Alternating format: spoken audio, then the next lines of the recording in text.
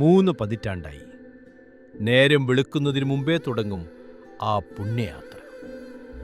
ആനയറയിലുള്ള 84 വയസ്സുകാരി പൊന്നമ്മ. കാലമെത്രയോ മാറി, ജീവിതത്തിലെ എത്രയോ വസന്തങ്ങൾ കടന്നുപോയി.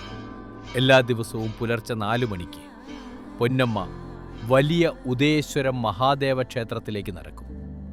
ആ നിർമാല്യ ദർശനത്തിന് വേണ്ടി. ശിവഭഗവാന്റെ ഏറ്റവും പരിശുദ്ധമായ ദർശനമാണല്ലോ അതെന്നാണ് വിശ്വാസം. ഈ വർഷങ്ങളിലൂടെയൊക്കെ ആ ക്ഷേത്രത്തിൻ്റെ ഐതിഹ്യത്തിൻ്റെ ഭാഗമായി മാറിയിരിക്കുകയാണ് ഈ അമ്മയുടെ ഭക്തി. അമ്മൂമ്മ എത്ര വർഷമായി ഇവിടെ വരാൻ തുടങ്ങി? 30 കൊല്ലം. എല്ലാ ദിവസവും രാവിലെ ദിവസവും വയ്യാതാകുമ്പം ചിലപ്പോൾ വരാൻ പറ്റൂല, സുഖമില്ലാക്കാണ്. എന്നാൽ ഇപ്പം കുറച്ച് ദിവസമുള്ള ദിവസവും മല്ലിക്കുന്ന വരും. മറ്റത് 2ാമത്തെ പൂജയ്ക്കാണ് വന്നോണ്ടാകും 10-15 ഒരു മടിയുടെ. ഞാൻ വന്നാലും ഇവിടെ പള്ളിയോടൊപ്പം 4 മണിക്ക് കഴിയും. ഇല്ല, പൂജയും തൊഴിലിക്ക് 6:30 ആകുമ്പം പോകും.